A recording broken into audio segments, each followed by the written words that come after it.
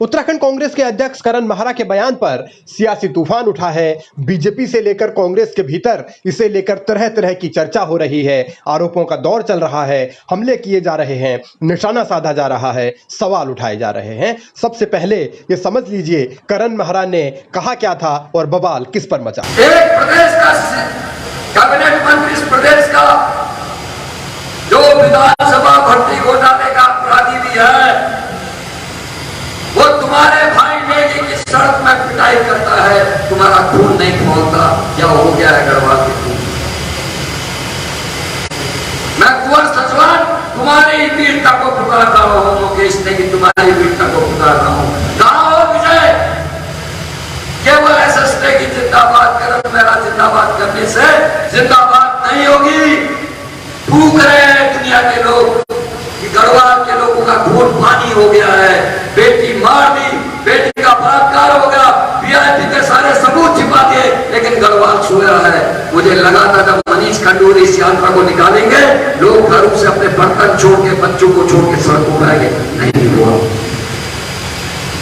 गढ़वालियों का खून पानी हो गया। करण महरा के इसी बयान पर बवाल मचा। बीजेपी ने इसे गढ़वालियों का अपमान बताया तो कांग्रेस के भीतर से भी कई आवाजें उठी। हालांकि अब कांग्रेस ये कह रही है कि मंशा कुछ और थी, लेकिन ट्रोल सिर्फ वही बात कही गई जिस पर सवाल खड़े किए जा सकते हो।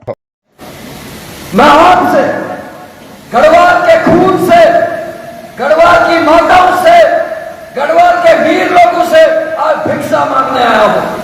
कांग्रेस के अध्यक्ष के रूप में, आपके छोटे भाई के रूप में भीख मांगने आया हूं। मैंने कहा मनीष भाई से, मैंने कहा जब वोट मांगने के लिए भीख मांगते हैं, वोट दे दो, वोट दे दो, विधायक बना दो, सांसद बना दो, हमको प्रधान बना दो, बीटीसी मेंबर बना दो, हमको प्रमुख बना दो, तो स्वाभिमान जगाने के लिए भीख मांगने में क्या दिक्कत है? मैं भीख मांग रहा हूं आपसे।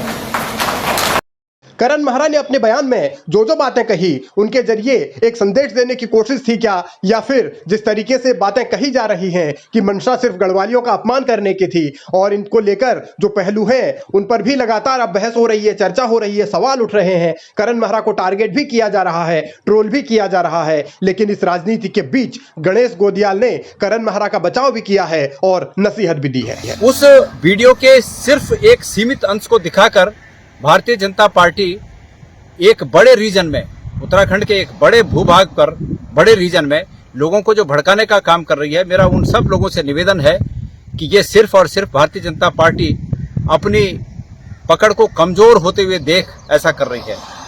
साथियों, मैं जैसा कि उस वीडियो को मैंने भी देखा, आप उस वीडियो को अगर पूरा देखेंगे तो उसमें जो स्टार्ट से बातें कही गई हैं और उसके बाद जो बातें कही गई हैं, उन सब में कहीं निश्चित रूप में आपको भी एहसास हुआ होगा कि जो व्यक्ति ये बात कह रहा है उसके मन में इस घटना के प्रति कितना आक्रोश और पीड़ा है।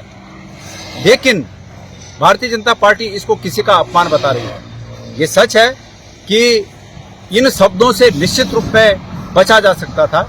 इसमें जो कठोर शब्द हैं, इन कठोर शब्दों को के स्थान पर कुछ और ऐसे शब्दों का उपयोग हो सकता था जो सर्वमान्य हो, लेकिन इसका आशय बिल्कुल इस रूप में नहीं है कि वो किसी कौम के लिए कहे गए शब्द थे, किसी कौम के विरोध में कहे गए शब्द थे। ऐसा बिल्कुल नहीं है।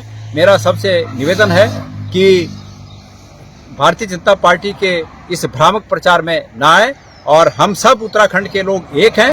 करण महरा जो कहना चाहते थे या करण महरा ने जो कहा उसे लेकर अपने अपने हिसाब से अनुमान लगाए जा रहे हैं, आकलन किए जा रहे हैं और करण महरा को टारगेट किया जा रहा है। लेकिन महरा की जो शब्दावली थी उसे लेकर जरूर सवाल हैं और उन सवालों के सहारे ही उनको घेरा जा रहा है और इसीलिए कांग्रेस के भीतर भी तूफान है। उस तूफान को शांत करने के लिए कांग्रेस को कसरत तो करनी पड़ेगी, लेकिन यह भी साफ है कि इस तरीके की बातों से उत्तराखंड की एकता और अखंडता को चोट पहुंचाने की नीयत करने वालों को करारा तमाचा जरूर लगेगा।